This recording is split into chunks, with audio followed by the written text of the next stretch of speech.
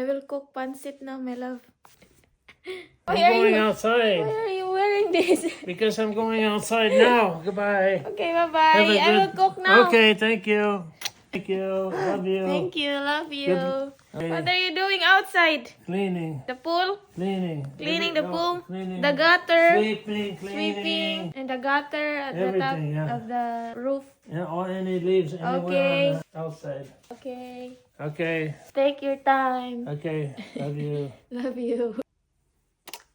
I will cook now our dinner, our lunch and dinner. My love, Okay. magluluto na tayo ng ating lunch for today and dinner. Ang gagamitin kong mga sangkap is mga leftover lang to kahapon sa ginawa kong pansit bihon. Nagluto ako ng pansit bihon kahapon. Mga leftover lang ito.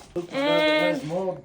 oy, oy, oy. I don't know. Maybe they're no good. I'll just... Yo, just throw it. Ayan, nagmold na ang aming Are you pansit sure you don't want to canton. clean them? No, it's No? bad. You just use Okay, the put it in dry the- one. Throw it in the garbage. Ang sayang, nagmold na siya. Ang tagal kasi namin itong ginamit. Kasi madami pa kaming pagkain ba. Ilabay na lang namin, itapon. Welcome to my channel! Welcome back! Long time no vlog. My love, long time no vlog, my love. Okay. Where is Where's the my noodles? chicken? Ang chicken ko pala kahapon is niluto ko na ito kay para ready na lang siya ba. Ano ko na ito, gipa-boil. Gitanggalan na daan ito ng bone, ang chicken. Paa kasi ito nga chicken. Just one. Yeah, this one, thank you. Ito na lang ang gagamitin ko kasi daot ang aming fresh na kanton. And ngayon is mag-chop na tayo ng ating carrots and green peas. Ayan, mga leftover ito sa pansit bihon kahapon. Chop na tayo ng ating gulay.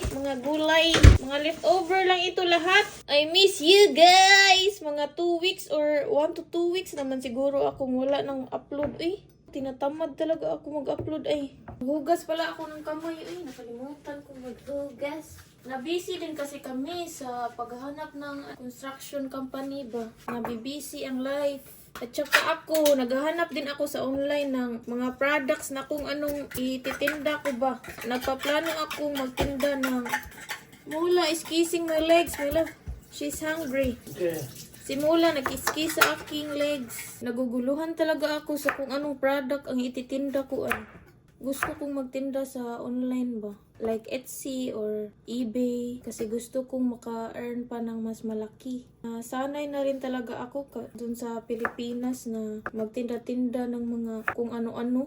Small business ba? Sa online. May na lang ba maka-earn tayo kahit nasa bahay lang. Though malaki naman ang kita sa YouTube. Pero gusto talaga akong maka-earn pa ng mas more mintras bata pa tayo. Gusto ko pa ng mas more source of income. Kapag matiguang na ako, kapag matanda na ako, hindi na ako makagawa-gawa ng mga online business, ng mga pagkikitaan ba kasi meron ng mga sakit-sakit. Kaya bata pa naman ako, di ba? Why not nga mag-try ako ng mas ikita pa ako ng mas marami. And hindi ko sasayangin ang pagka-supportive ng aking Diyosawa. Gustong-gusto na talaga ako magsisimulang mag-online business. Kasi si Tom, support lang naman yan. Ito ang napili kong venture na pagkukuhanan ng source of income kasi nasa bahay lang. Maatiman ko pa si Tom. Makakaluto pa ako ng kanyang pagkain ba kasi nasa bahay lang ako. Hala, meron pala di ay akong sasabihin sa inyo ng good news. Dumating na ang aking green card. Ipapakita ko sa inyo mamaya ang aking green card. Ang bilis niyang dumating. Mga 4 months pa lang kami galing sa nag-apply. Dumating na siya. Tapos na akong mag-slice ng carrots. Dito na ako sa green beans. Iyon ang rason na hindi ako nakapag-upload ng ilang araw. Naghanap-hanap ako ng product kung ano yung ibibenta ko sa online dito sa US. Alam to ng mga nandito na sa US. Kahit small business pa yung papasukin mo dyan, kailangan ka kukuha ng mga taxes, kailangan kang mag-apply ng mga permit, kahit anong permit dyan, kahit anong taxes dyan. Mahirap talaga dito sa US. kakayanin ko para kasi meron naman akong supportive na husband. Kailangan mo talagang dadaan sa mga mahirap na proseso sa pag-a-apply ng mga permit, ng mga registration, business license, business permit. Kahit maliit lang ang negosyo mo, kailangan talaga yan pagdaanan. Secured naman ako kay Tom kasi malaki naman ang kanyang network. Wala namang problema sa financial. Pero gusto ko talaga yung kikita din ako. Yung magagamit ko ang aking diskarte ba sa pagtitinda. Parang nasasanay na din ako kasi sa Pilipinas. Nung nandoon pa ako sa Pilipinas, mahilig ako magbenta-benta kahit maliit lang. Yung milk tea, yung mga ganun. Gusto ko yung may masasabi ako ba na galing talaga ito sa diskarte ko. Itong YouTube ko, ipagdayon ko ito ha. I-continue ko ito. Okay naman ang kitaan dito sa YouTube. I-continue ko itong pag-vlog ko kasi gusto ko naman, passion ko naman itong pag-video. Gusto ko lang talagang magdagdag ng extra source of income kasi marami pa akong pangarap sa buhay. Hindi ko gustong iasa lahat kay Tom. Nakakahiya ba sa aking Diyosawa na lahat na lang is galing sa kanya. Pero I'm happy and grateful na ganon yung Diyosawa ko mapagbigay sa pamilya ko. Gusto ko lang talagang mas more pa. So in that case, makakatulong pa ako sa pamilya ko. Makakatulong din ako kay Tom kasi hindi na ako pabigat ba. I mean, hindi man siya pabigat kasi meron naman akong ginagawa sa bahay. Nagluto, nag-ano pa dyan. Good housewife naman ako pero gusto ko lang sa financial makakatulong sa kanya. Ma-prove sa kanya na hindi lang ako pang housewife. Kaya ko rin kumita ng pera. Na kahit housewife na ako, kaya ko pa rin kumita ng pera. Baka inisip nyo dyan ha na baka namuyboy si Tom or ano. Uy, hindi ha, hindi yan marunong mamuyboy si Tom. Ako lang talaga, gusto ko lang talagang kumita. Gusto kong mas more diskarte. Hindi ko gusto lahat sa financial ay iasa ko kay Tom. At saka itong pinag-isipan ko na papasukin, dito lang naman ako sa bahay. Para kahit mag-online selling ako dyan, take care ko pa rin si Tom. Maatiman ko pa rin si Tom. Also, wala naman kaming anak. Wala naman akong atimanon dito. Why not, di ba? Na mag-online business ako. Kapag mag 30 years old ako ay meron na akong sariling negosyo, di ba? Yung sa akin talaga galing, hindi sa Diyosawa ko. Babae tayo, hindi babae lang. Charot. We are Wonder Woman. Hindi lang ang lalaki kayang kumita. Kaya din natin. Nandito na ako sa sink. Nagtatanggal ng ulo ng shrimp. At saka tinanggal ko yung tinai. Masama pala yan sa katawan. Ito ba? Tinai.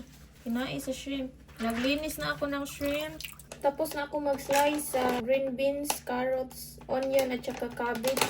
Mag-slice na tayo ng garlic. Itong online business na to ay perfect to sa atin kasi nandito lang tayo sa bahay. Nang sa ganun is maalagaan pa natin ang ating Diyosawa ba. Hindi ko gustong magpabigat lang sa Diyosawa ko. Ay, hindi naman ako nagpabigat kasi mabuting Diyosawa naman ako. Gumagawa naman ako sa gawaing bahay. Hindi naman ako naglalakwatsa. Hindi naman ako nag-party-party. Sa mga housewife dyan, hindi tayo pabigat kasi we are doing our best na maging mabuting Diyosawa. Hindi yan pabigat. Ang pabigat yung naglalakwat siya sa labas. Sa mga housewife dyan na nasa bahay lang, gumagawa lang ng mga gawaing bahay, you are the best. Never ka naging pabigat. Luto na tayo. Itakang na natin. Ang unahin natin is mga gulay and lamas. Igisa natin muna. Nagisa na ako ng lamas. After that, ilagay ko itong mga gulay. Ilagay ko na ang ating carrots and green bean. Ay, nakalimutan kong ilagay una ang ating mga meat. Dapat pala ang meat ang unahin nating ilagay. Ang ating shrimp at saka chicken. Ilagay ko na ang shrimp at chicken. What? So now we got the leaves out of the gutter. Okay. And, Sweep the leaves on the ground. okay. Thank you, my love. Okay. Nilagay ko na ang mga solid nga gulay like carrots and green bean and also yung mga meat. And then mag-wait ako ng mga 2 minutes para mahumok ang ating gulay na solid. Ito ang ilagay natin last after 2 minutes. 2 minutes na, ilagay na natin to. Naglagay na ako ng cabbage. Ayan, ang dami ng ating sahog. Isutay muna natin ito ng 5 minutes. What? Say it again? Wow Syrup by Silver Swan. Just like Magic Syrup, but different brand. Top of the line brand in the Philippines. Yeah. Wow, sarap. Only little. Thank you. Okay, thank you. Are you done sweeping? No. Just the gutter, Okay. not the ground. The gutter is more important right now. Yeah.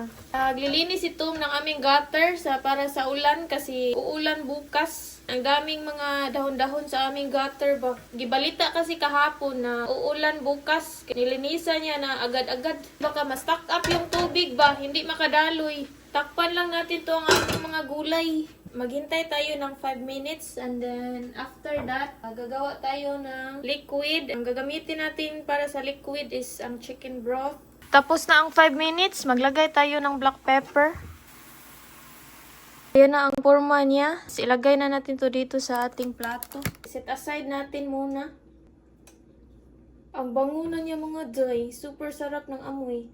Although kulang siya kasi walang bell pepper. Leftover ko lang talaga itong mga ingredients na to sa pansit bihon kahapon. Tapos naisipan ko ba nga magpansit canton kasi meron naman kaming pansit canton sa pantry. Kaya kulang ang ating ingredients.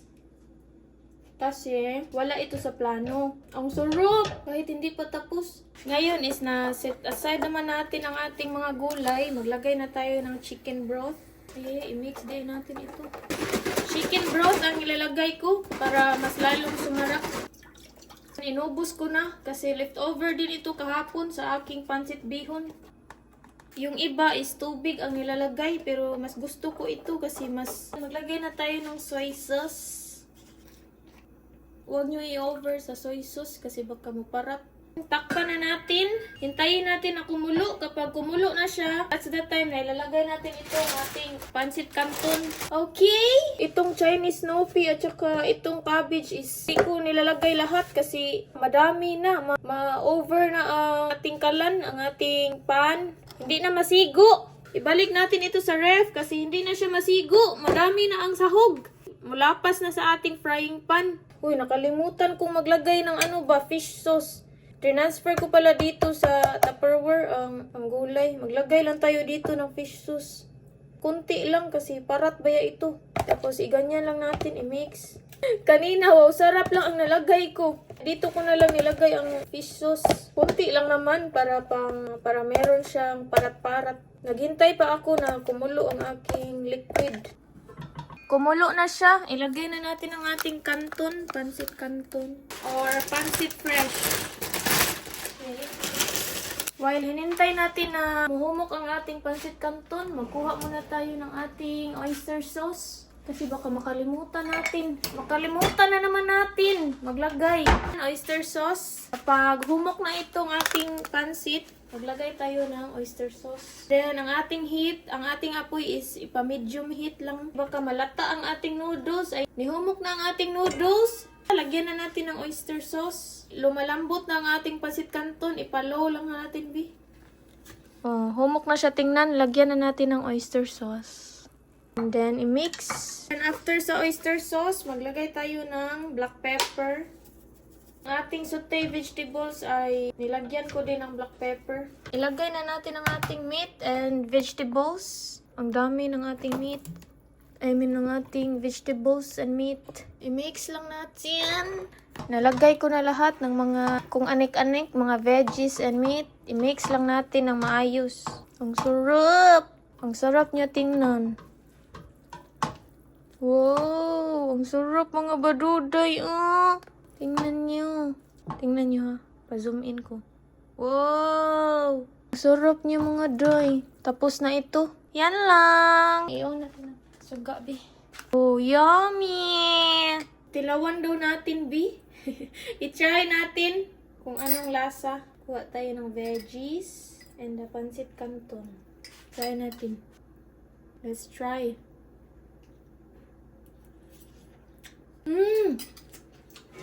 Ang sarap! Ang sarap mga day! My love! Let's eat, my love! Ang sarap! Chef talaga ako. Charot. So tasty!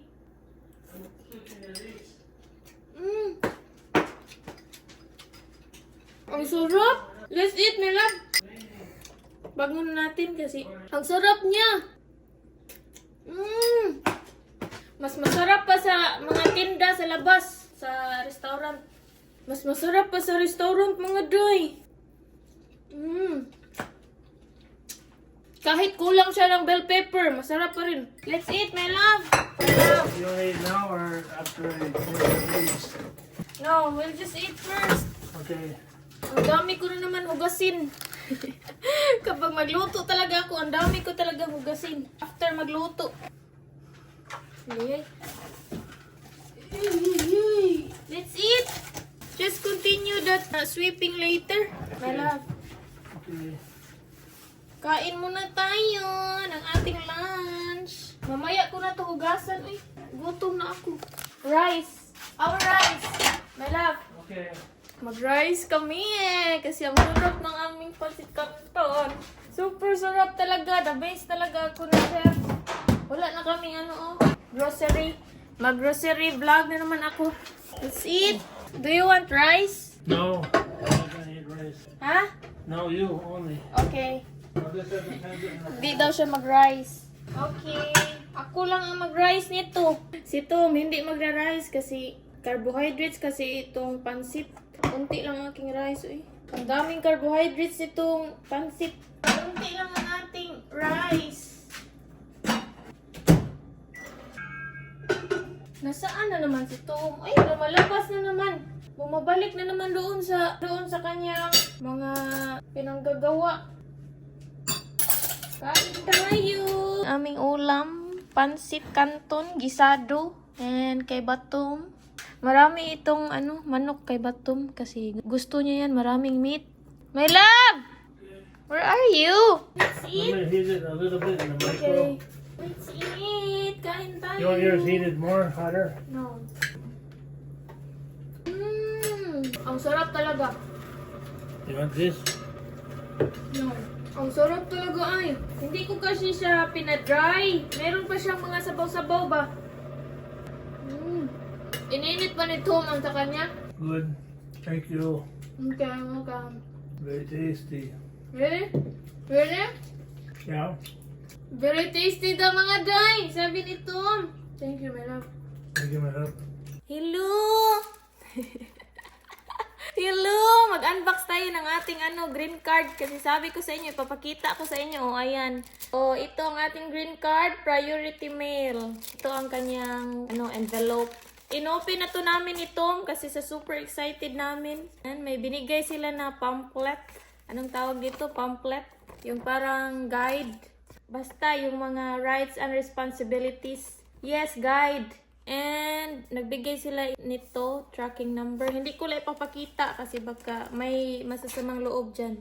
Hindi ko ipakita ang information kasi baka may masasamang loob dyan. Ito na! Ito na ang aking green card. Please use the enclosed sleeve to store your new card. Wow! Know how to use CBP land border crossing. Ang ating green card, permanent resident, United States of America. Ganito pala ang green card, no? I am so happy and blessed and grateful. Thank you, my love. Love you. Ilagay na natin ito uli sa itong card. Ilagay ko to sa safety na area, itong card. Kasi importante ito. Baka ma-kick out tayo sa US nito kapag mawala ito. Mapabalik sa Pilipinas.